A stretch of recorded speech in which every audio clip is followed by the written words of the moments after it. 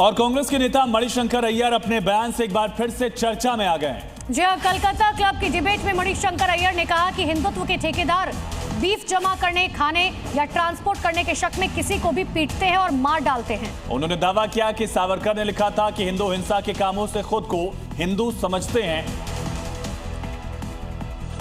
While Savarkar wrote, Hindus understand themselves as Hindus through acts of violence, the Mahatma wrote, the Hindu has an old age civilization.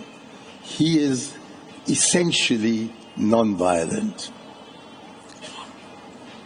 You've seen that Hindutva vigilantes beat up and even kill anyone suspected of hoarding, eating or transporting beef, cow's meat.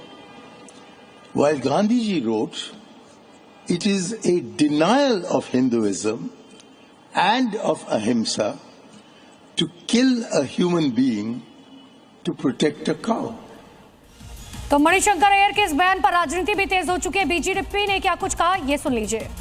Which culture gives you the authority to debate even on religious texts? It is only Hindu. Shastrarth in Vedas. Then I would like to ask why the term Hinduism? Why the ism is associated with all the religions which originated from India? Hinduism, Buddhism, Sikhism and Jainism. Never you have heard Islamism and Christianism? Ism word is being associated just to demean, and what Hindutva is? Hindu Tattva. और एक और बड़ी खबर आपको बता दें, Tehran और कई अन्य प्रमुख शहरों में हिंसा जारी है। अगजनी का दौर लगातार वहां पर चल रहा है। कुछ जगहों पर अब खामेनेई के समर्थन में भी प्रदर्शनकारी सड़क पर उतर गए हैं। ईरान के कई शहरों में प्रदर्शनकारियों ने दंगाइयों के खिलाफ भी प्रदर्शन किया।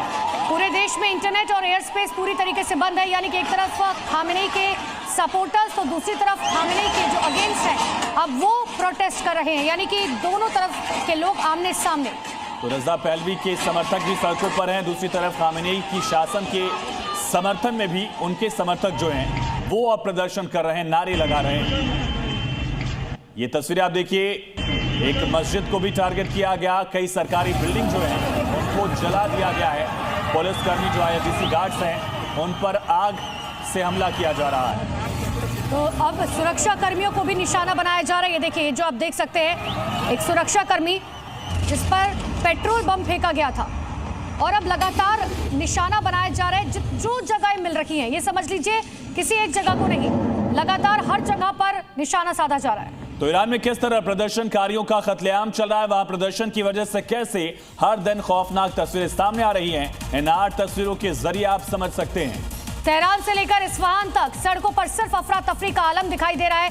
8 तस्वीर आपके सामने है कि आखिर किस तरीके से हालात वहां पर बद से बदतर होते जा रहे हैं। और इसी बीच एक और बड़ी खबर, अमेरिका के राष्ट्रपति डोनाल्ड ट्रंप ने बड़ा बयान दिया, ईरान पर एक्शन ले सकता है अमेरिका।